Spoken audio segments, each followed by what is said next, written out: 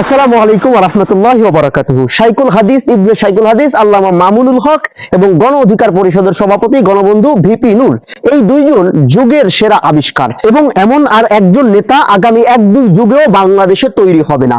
কেন তৈরি হবে না? কারণ তৈরি হওয়ার রাস্তাটাই বন্ধ হয়ে গেছে। কিভাবে? চলুন সে বিষয়ে আলোচনা করি। রক্ত যখন দিয়েছি, রক্ত আরো দেব, জীবন দেব। রক্তের বিনিময়ে আল্লাহর জমিনে আল্লাহ নবীর ইজ্জতের হেফাজত করেই ছাড়বো ইনশাআল্লাহ। 2013 সালের 5ই মে রাজধানীর শাপলা চত্বরে 13 দফা দাবি নিয়ে হেফাজতে ইসলাম বাংলাদেশ যে ঐতিহাসিক মহা সমাবেশ করেছিল, ওই সমাবেশের আগে আল্লামা মামুনুল হককে এদেশের কয়জন মানুষ চিনত? হেফাজতের সেই মঞ্চে আল্লামা মামুনুল হক দুইবার বক্তব্য দিয়েছিলেন। মূলত সেই অগ্নিঝরা বক্তব্যের মধ্য দিয়েই কিন্তু তিনি সবার নজরে এসেছিলেন বা সবাই তাকে চিনেছিল। এবং তারপরে কেটে গেছে আরো 11 বছর। এই 11 বছরে আল্লামা মামুনুল হক কিভাবে পরিণত হয়েছে বা কিভাবে জাতীয় নেতা হয়েছে সেটা আমি আপনি সকলেই জানি। আল্লামা মামুনুল হকের সংগ্রামী জীবনের টার্নিং পয়েন্ট নিয়ে যদি একটু আলোচনা করি, তাহলে 2019, 20, 21 এই বছরগুলোই মূলত ছিল তার সংগ্রামী জীবনের টার্নিং পয়েন্ট। বিশেষ করে 2021 সালে মোদি বিরোধী আন্দোলনের সময় আহ্বানে শান্তিপূর্ণভাবে পালিত হবে সকাল সন্ধ্যা। আল্লামা মামুনুল হকের ডাকে এদেশের লক্ষ লক্ষ তাওহীদি জনতা যেভাবে রাজপথে নেমে এসেছিল, বিশেষ করে ব্রাহ্মণবাড়িয়া, ফরিদপুর এবং রাজধানী চিলের চট্টগ্রামে হেফাজতের কর্মীরা জীবন উৎসর্গ করে যে সংগ্রাম করেছিল, সেই সংগ্রামের সাক্ষী কিন্তু আমি আপনি আমরা সকলেই। এই দায়িত্বশীলরা মূলত আল্লামা মামুনুল হককে নিয়ে এ কারণেই চিন্তিত হয়ে পড়েছিল যে যেই মামুনুল হকের ডাকে এদেশের লক্ষ লক্ষ তাওহীদবাদী জনতা রাজপথে নেমে আসে, যেই মামুনুল হকের দ্বারা এদেশের কোটি তৌহিদি জনতা বা তরুণ প্রজন্ম আসক্ত, এই মামুনুল হক আমাদের জন্য হুমকি, এই মামুনুল হক আমাদের জন্য বিপদ। কাজেই যেভাবেই হোক এই মামুনুল হককে আটকাও, যেভাবেই হোক এই মামুনুল হককে ভিতরে ভরো, যেভাবেই হোক মামুনুল হককে থামাও। যার ফলাফল এই 3 বছরেরও অধিক সময় তাকে কারা জীবন মেনে নিতে হয়েছে। এবার আসেন নুরুল হক নূর। 19-এর ডাকসু নির্বাচনের আগে এই নূরকে কে চিনত? 28 বছর পর নেতৃত্ব পেল মিনি পার্লামেন্ট খ্যাত ডাকসু। চমক সৃষ্টি করে শীর্ষ পদের ফল। ছাত্রলীগের কেন্দ্রীয় সভাপতিকে হারিয়ে ভিপি পদে জয় পান কোটা সংস্কার আন্দোলনকারীদের নেতা নুরুল হক নূর।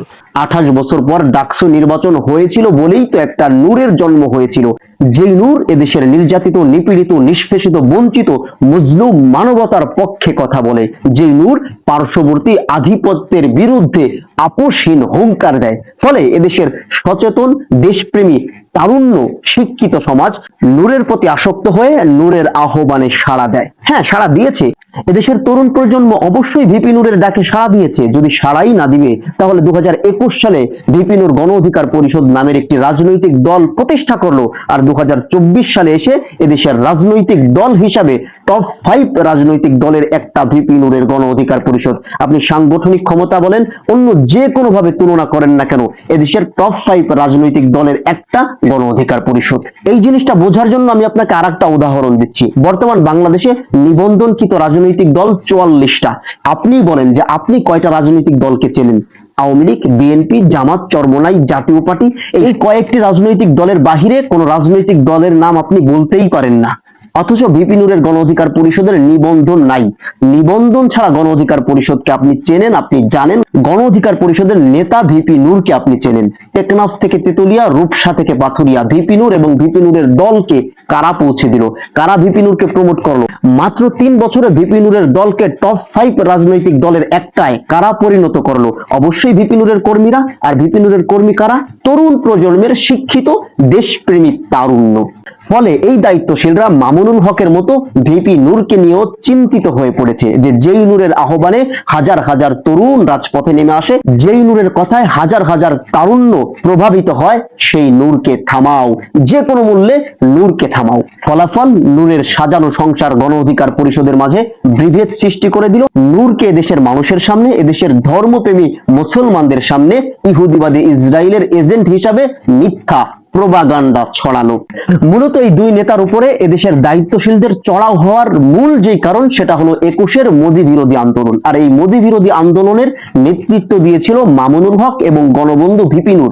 গণবন্ধু ভিপি নূরের আহ্বানে এদেশের শিক্ষিত দেশপ্রেমী তরুণ প্রজন্ম রাজপথে নেমে এসেছিল, আর আল্লামা মামুনুল হকের আহ্বানে এদেশের তৌহিদিবাদী জনতা রাজপথে নেমে এসেছিল। তাই তো এই দুইজনের উপরে এই সীমাহীন জুলুম নেমে আসে। আল্লামা মামুনুল হক একজন মাওলানা, একজন দাড়ি টুপিওয়ালা মানুষ, তাই তার উপরে জুলুমের মাত্রাটা একটু বেশি হয়েছে।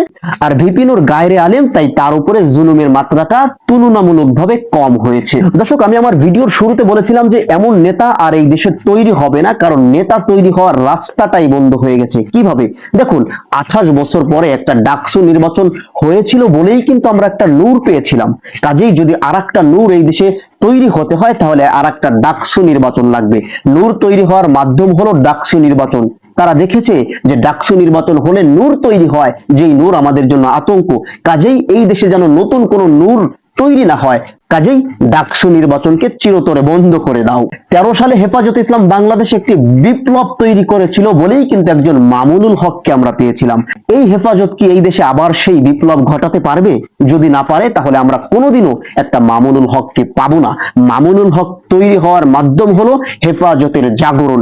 কাজেই এই হেফাজতে ইসলাম বাংলাদেশ পুরনো সেই রূপে যতদিন না আবার ফিরতেছে ততদিন মামুনুল হক তৈরি হচ্ছে না।